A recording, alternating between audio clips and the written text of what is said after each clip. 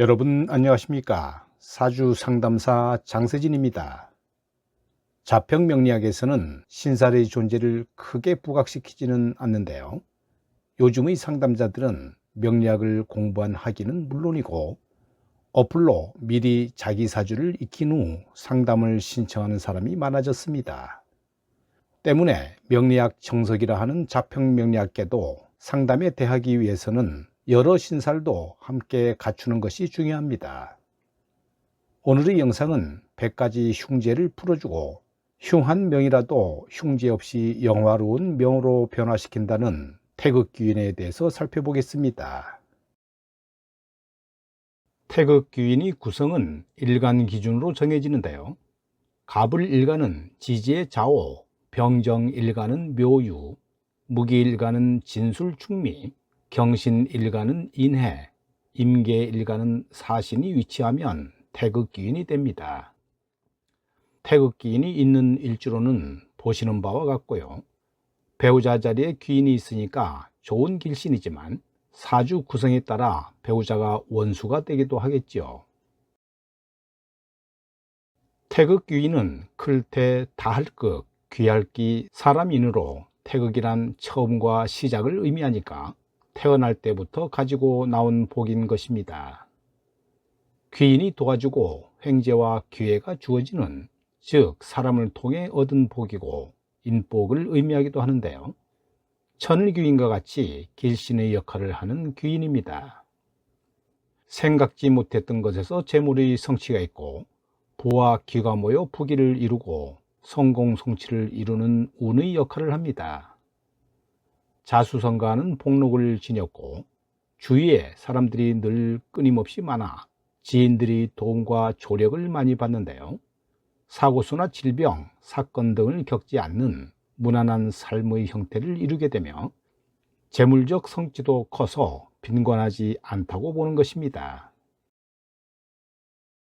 천을이나 태극귀인의 자격력을 간과해서는 안 되는데요. 취업이나 이직을 할 때, 또 시험으로 합격 여부를 기다릴 때도 태극귀인의 도움을 받습니다. 어렵지 않게 문제를 잘 해결해 나가고 인생이 순탄하게 흘러만 간다고 할 수 있는데요.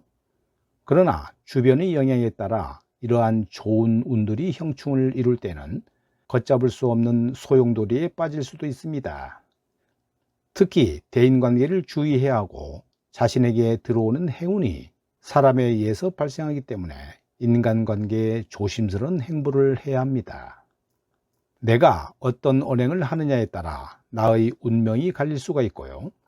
또 상대방의 마음을 다치게 하거나 손해나 손실을 입혔다면 나의 모든 것을 잃을 수도 있습니다. 베푸는 삶을 살아야 하고 받은 만큼 돌려주며 모든 것을 감사히 여길 때 나의 길성은 행운을 안겨다 주는데요. 나의 실리를 추구하고 자신만의 성공과 재물만을 성취하려 한다면 길성은 내 편이 돼주지를 않습니다. 사주에 태극귀인이 있다 해서 아무것도 하지 않고 결과만을 기다린다면 정말로 아무것도 주어지지 않는다고 봐야 합니다. 노력 없이 얻는 것은 그 아무것도 없기 때문입니다. 내 주변에게 어떻게 하느냐에 따라 나의 부와 명예, 권력, 재물적인 성취가 좋은 결실을 보게 되는데요. 태어날 때부터 주어진 태극귀인은 형충 공망이 있으면 남에게 받는 것만 잘하는 마음이라서 잘 베풀 줄을 모릅니다. 아무리 큰 길성이라도 베풀지 않고 얻는 것도 없고 나누지 않는다면 인간관계에서의 교류가 끊기고 단절될 거라고 보는데요. 즉 좋은 결실을 보지 못하고 흉함이 따른다고 봅니다. 자수성가하는 사람 중에 태극귀인을 가진 사람이 많고 흙수저에서 노력하여 금수저가 된 사람이 많은데요. 천성이 인정이 많고 총명하며 나누기를 좋아하는 사람이 많습니다. 그러나 은근히 승부사 기질이 있고 냉철한 성향이 있으므로 사람들 사이에서 문제가 발생하지 않도록 원만한 관계를 이루어 나가도록 노력해야 합니다. 말년복이 좋은 태극귀인은 의식주가 풍부해 천을귀인과 더불어 하늘의 좋은 기운이자 복인데요. 인복이 좋아서 주위 사람들이 도움을 많이 받고 살아가는 좋은 복이니까 남들에게도 많이 베풀면서 살아가기를 바랍니다.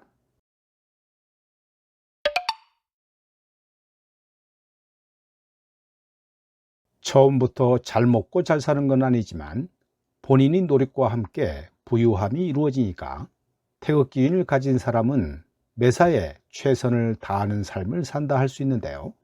즉, 태극기인은 스스로의 의지나 성취가 강하다고 할 수 있습니다. 넉넉지 못한 가정에서 태어나 재력과 지위를 갈망하며 성공하고 말겠다는 야심으로 살아가는데요. 어려운 상황을 견뎌냈기 때문에 거기에서 얻은 힘은 조직이나 자신의 단체, 그리고 그룹 내에서 큰 리더의 자질을 보입니다. 면지의 태극기인은 현재 가진 것은 많지 않지만 스스로 체득하고 얻어내는 능력이 뛰어납니다.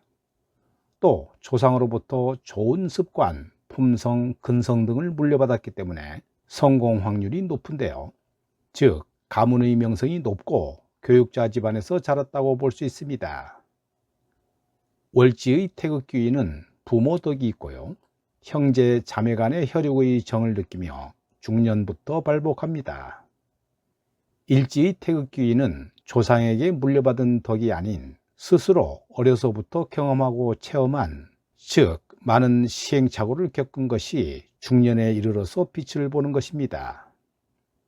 태극기인이 시주에 있으면 자손 덕이 있고 말년에는 재산복이 있습니다. 그러나 태극기인이 중첩되거나 형충, 사절지나 공망이 되면 길성이 아닌 흉살로 작용하게 되는데요.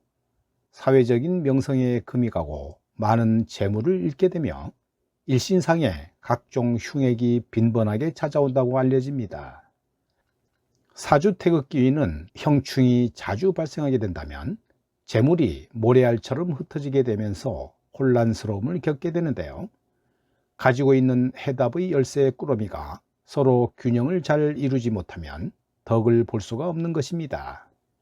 반대로 좋지 못한 패를 손에 쥐었다 하더라도 얼마든지 변화를 줄 수 있는데요. 나의 사주 구성에 나를 도와주는 귀인이 있다면 잘 사용해서 발복을 하는 게 좋습니다. 사주 태극귀인이 있다 해도 인생이 순탄치 않을 수 있는데요. 힘들 때마다 도와주는 천을귀인이 있다 해서 인생이 좋기만 하지는 않은 것과 같습니다. 태극귀인을 타고난 사람에게 가장 조심해야 할 것은 인간관계인데요.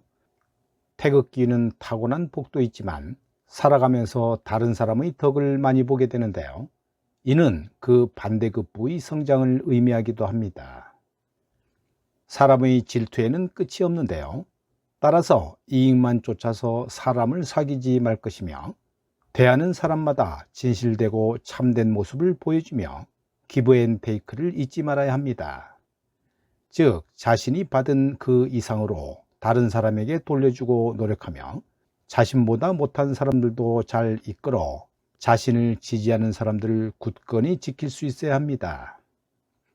뼈대가 튼튼하지 않은 건물이 쉽게 무너지듯 태극기인의 기운만으로는 자신이 가진 기반을 굳건히 지킬 수 없는데요.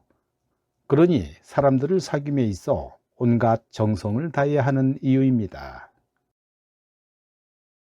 이 명식은 5월 갑자일주 남명인데요. 여러분이 잘 아시는 삼성의 이재용 회장 사주입니다.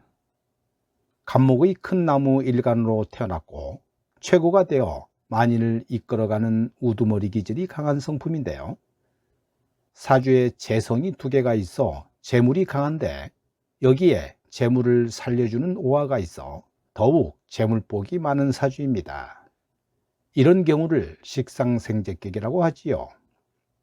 사주에 장성과 태극귀인이 있어 입신양명하고 복이 많이 따르는 귀인격이라 재물과 명예가 커서 크게 발전하여 만인의 존경과 우러러 보는 귀한 사주입니다. 오늘 영상은 여기까지입니다. 여러분 감사합니다.